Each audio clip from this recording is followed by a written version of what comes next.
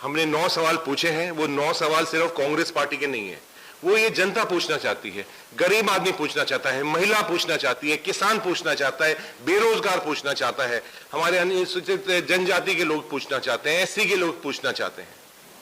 तो वही सवाल जो जनता पूछना चाहती है वो हमने सरकार के सामने रखे, लेकिन सरकार अभी तक कुछ नहीं बोल पाई है।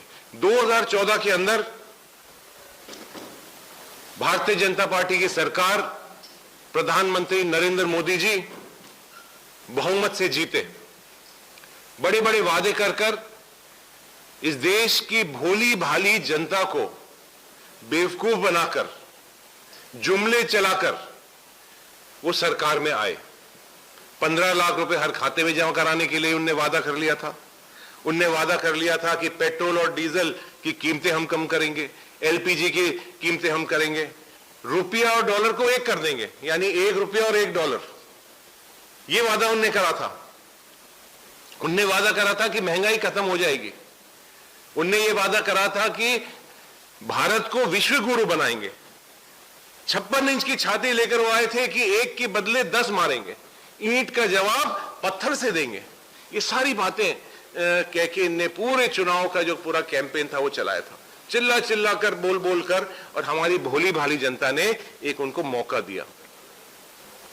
और वो मौका देने के बाद ये 9 साल तक ये सरकार रही है। और मैं 9 सवाल सिर्फ सरकार से पूछना हूं। जो सवाल है वो तो हजारों सवाल पूछ सकते हैं, लेकिन मुख्य तौर से सिर्फ 9 सवाल का जवाब ये सरकार दे, इसके लिए मैं आपके सामने हाजिर हुआ हूं। और खास तौर से मैं शुरुआत करना चाहूंगा जो हमारा अर्थव्यवस्था है, इकोनॉमी है, उससे मैं शुरुआत अपनी करना चाहूंगा। सबसे पहली बात मैं कहना चाहूंगा कि मोदी सरकार आई थी बड़े बड़े जुमले देकर, और खास तौर से उनका सबसे बड़ा जो जुमला था वो ये था कि पेट्रोल और डीजल की कीमतें हम कम करेंगे, एलपीजी का गैस की हम कीमत कम करेंगे।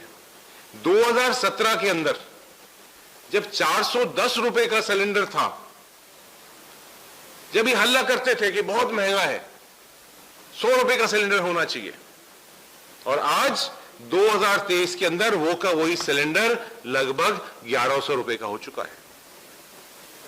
जो पेट्रोल 70 रुपए का था प्रति लीटर, वो आज 100 रुपए के आसपास पेट्रोल की कीमतें बढ़ी हुई हैं। जो डीजल सिर्फ 55 रुपए 56 रुपए का डीजल होता था, वो आज 90, 80 और 90 रुपए का डीजल मिल रहा है। और वो भी सिर्फ जब उस समय पर 100 रुपए से अधिक डॉलर एक बैरल का जो इंटरनेशनल प्राइस होती थी, अंतर्राष्ट्रीय जो कीमत होती थी, वो होती थी। आज तो वो कीमत घटाकर लगभग 60 और 50 और 60 और 70 के आसपास है, और फिर भी वो महंगा हो रहा है। उल्टा पेट्रोल और डीजल और एलपीजी जो पूर्व में 2014 से कम होना चाहिए था, आपने उसको डबल कर दिया है।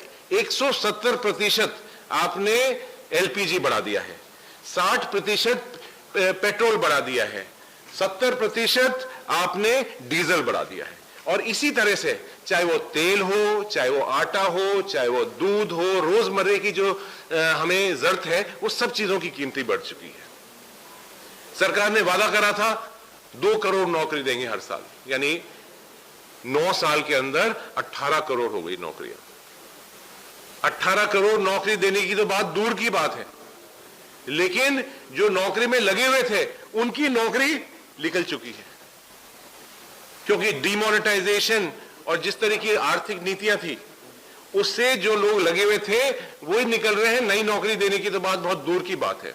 और एक में आंकड़ा जो पूरे विश्व के अंदर जो रिसर्च एजेंसीज ने उन्हें दिया है कि 50% जो डिग्री होल्डर है, जिनने लिखाई पढ़ाई करके मेहनत करके अपनी डिग्री मिली है, वो लोग बेरोजगार हैं। तो ये एक मैं आपके सामने बहुत बड़ी एक बात आपके सामने रखना चाहूंगा। मैं ये भी आपसे सामने निवेदन करना चाहूंगा कि जो डिमोनेटाइजेशन के अंदर हुआ, उससे आप सब लोग, मेरे खास तौर से मेरे पत्रकार बंधुओं, सब आप इससे अच्छी तरह जानते हैं कि डिमोनेटाइजेशन से जो छोटे काश्तकार हैं, चाहे वो छोटे दुकानदार हैं, छोटे बिजनेसेस हैं, छोटे इंडस्ट्री वाले हैं, आम आदमी है, आम जनता है, उसका कितना बड़ा उससे उनको हानि हुई है, कितनी बड़ी परेशानी हुई है। और वो काला धन जो इतना बड़ा बड़े चिल्ला चिल्ला कर कह रहे थे काला धन है, काला धन है, काला धन है, वो 1 रुपया काला धन का नहीं निकला और वो पूरा का पूरा पैसा जमा हो गया वापस। और अब एक नया एक्सपेरिमेंट करके 2000 का नोट भी वो डिमोनेटाइजेशन के रूप में चला रहे हैं। उसका कितना बड़ा फायदा होगा ये हम अभी समय बताएगा। इसके साथ साथ जिस तरह से जीएसटी ने लागू करी है, और आपको हैरानगी होगी, एक बात मैं बताना चाहूंगा कि जीएसटी के बारे में हम सब जानते हैं कितने परेशानी हुई है सब लोगों को जीएसटी में। और खासतौर से जो छोटा दुकानदार है, जो अपना कोई गांव के अंदर, कोई छोटे से कस्बे के अंदर अपनी दुकान चलाता है, उसके पास सीए नहीं है, उसके पास बड़े बड़े कोई अकाउंटेंट्स नहीं है।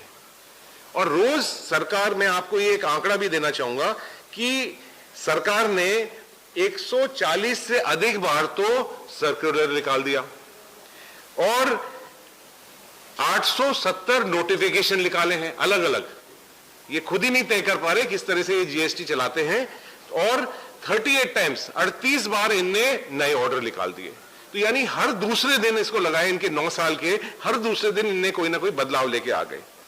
और आपको हैरानगी होगी कि जो हमारी 64% जो कलेक्शन है जीएसटी की, वो जो गरीब लोग हैं, जो निचले 50% है, उनसे होती है और सिर्फ 4% होती है अमीर लोगों से जीएसटी का कलेक्शन। तो ये भी एक बहुत हैरानगी करने वाली बात है। दूसरी तरफ गरीबों को तो मारने का काम इनने कर ही दिया। और जो इनके मित्र हैं, जो बड़ी बड़ी इंडस्ट्री चलाते हैं, आपके यहां भी बड़ी बड़ी कंपनियां हैं, हवाई जहाज में आते हैं, उड़ते हैं, बड़े बड़े लोग हैं, उनका जो टैक्स था पहले 30%, उसको 22% कर दिया उनका टैक्स। जो 22% टैक्स है वो कहां से आएगा? वो ये जो गरीब जनता है, जिनके ऊपर टैक्स लगाया है, जिनके ऊपर जीएसटी लगाई है, उनकी जेब से आएगा वो टैक्स जो इन अमीरों का कम करा है।